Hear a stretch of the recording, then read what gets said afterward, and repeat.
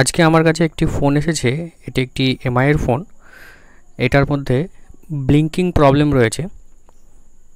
Blinking problem অর্থাৎ যখনই ফোনটাকে অন করছি তো এই রেডমি লেখাটা আসছে, এসে আবার অফ হয়ে যাচ্ছে। তো 2-3 বার এই রেডমি লেখাটা এসে অফ হয়ে যাওয়ার পর এটি একটি ব্যাটারি এমটি সিম্বল দেখিয়ে বন্ধ হয়ে যাচ্ছে।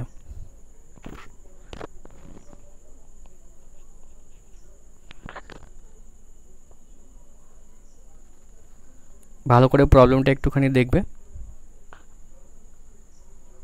নর্মালি এই প্রবলেমটা আমাদের মনে হয় যে এটা একটা সফটওয়্যার প্রবলেম। এটাতে আবার চার্জার লাগালে পারে কিন্তু ফুল ব্যাটারি শো করছে।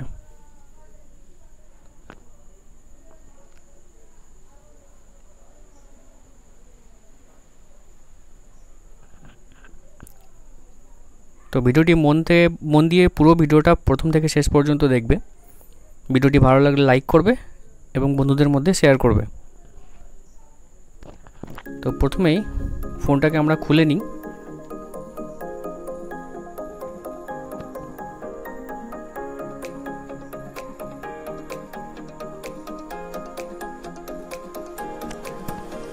খোলার সময় সাবধানে খুলতে হবে যাতে কোনো কিছু ড্যামেজ না হয়ে যায়।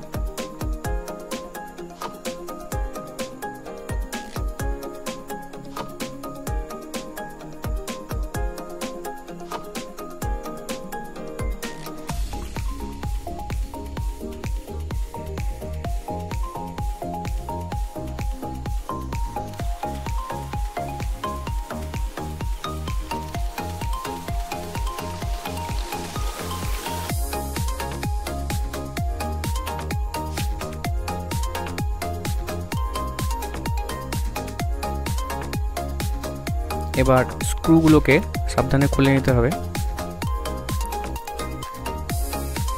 এটার মেন বোর্ডের সাইডে যে সমস্ত স্ক্রুগুলো রয়েছে সেই স্ক্রুগুলোকেই খুলবো, সাব বোর্ডের ওখানকার স্ক্রুগুলো খুলবো না।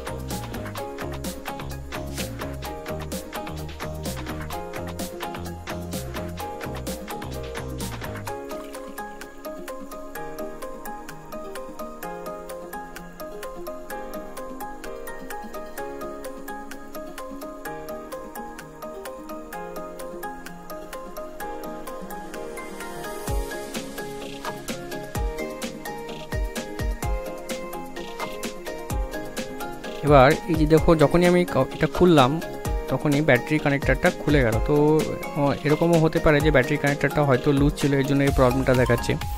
তো ব্যাটারি কানেক্টারটা লাগিয়ে আরেকবার অন করে দেখবো যে প্রবলেমটা আছে কিনা।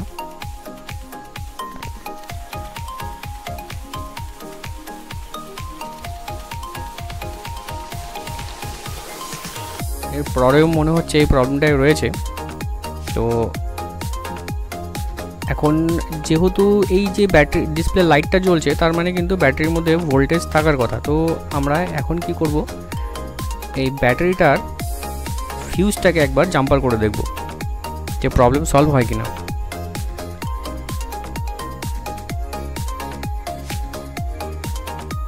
এটার ব্যাটারির এই জায়গাটা এমনভাবে সিল করা রয়েছে যে এটা ব্যাটারিটাকে লাগানো অবস্থায় খোলা সম্ভব নয়। তাই ব্যাটারিটাকে আমরা খুলে নেব প্রথমে।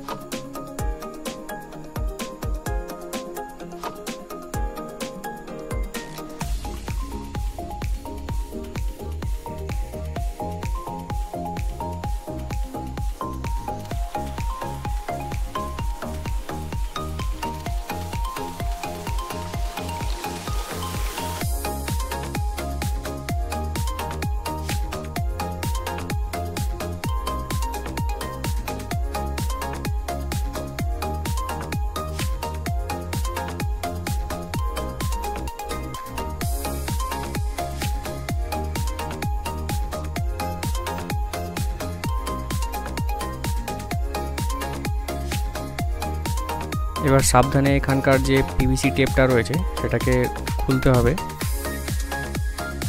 খোলার সময় খেয়াল রাখতে হবে যেমন এমনভাবে টান না লেগে আমাদের যে ব্যাটারির যে টার্মিনালগুলো আছে সেই টার্মিনালগুলো কোনোভাবে ড্যামেজ হয়। তো সাবধানে এটাকে খুলতে হবে। খোলার পর ব্যাটারিটাকে একবার দেখে নেবে যে ব্যাটারিটা নরম হয়ে গেছে কিনা। এবার এখানে আমাদের ব্যাটারিটা এখনও পর্যন্ত শক্ত রয়েছে, তাই আমরা ব্যাটারি ফিউজটাকে আগে জাম্পার করে দেখব যে আমাদের প্রবলেম সলভ হয় কিনা।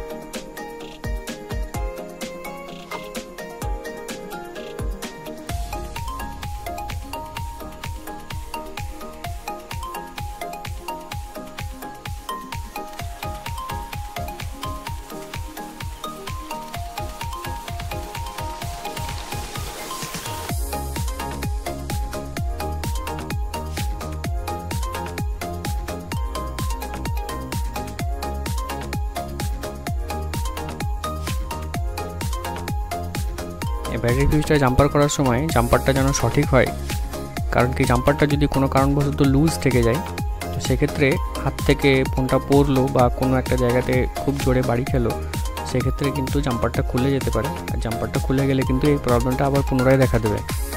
তো এই জন্য জাম্পারটাকে একটু শক্ত করে করার চেষ্টা করবে যাতে খুব সহজে খুলে না যায়।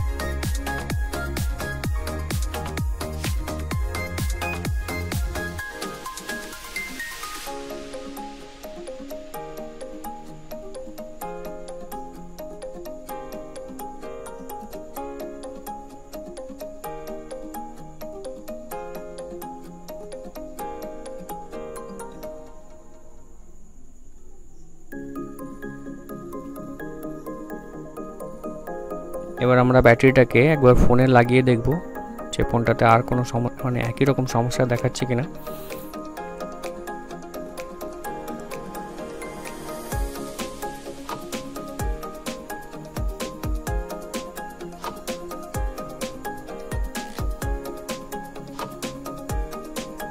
এখানে এই যে ব্যাটারির ওপরে এই যে কালো রঙের যে প্লাস্টিকটা থাকে সেটা যদি সঠিকভাবে ওখানে লাগানো না হয় সেক্ষেত্রে ব্যাটারির যে ফ্লেক্সটা আছে সেটা পিসিবি পর্যন্ত পৌঁছায় না। তো ওই প্লাস্টিকটাকে সঠিকভাবে কিন্তু এখানে সেট করতে হবে। আর যখন পৌঁছচ্ছে না সেই সময় যদি টানাচাড়া করা যায় সেক্ষেত্রে কিন্তু ব্যাটারির ফ্লেক্সটা ছিঁড়েও যেতে পারে। তো এই বিষয়গুলোকে একটু নজর রাখতে হবে। এবার অন করে দেখি যে আমাদের প্রবলেমটা সলভ হলো না একই রকম রয়ে গেল।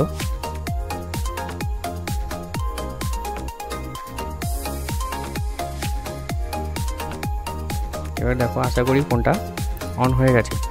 এখানে যে প্রবলেমটা ছিল সেটা যত সম্ভব আমাদের ব্যাটারি ফিউজটা থেকে ছিল।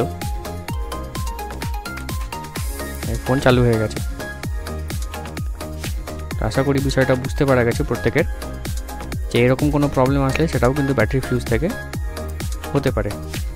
তো আগে আমরা পিসিবির উপরে কোনো রকম কোনো কাজ করব না, আগে ব্যাটারি ফিউজটাকে জাম্পার করে দেখব যে আমাদের প্রবলেম সলভ হচ্ছে কিনা। যদি না হয় সেক্ষেত্রে আমরা পিসিবিটার উপরে কাজ করব।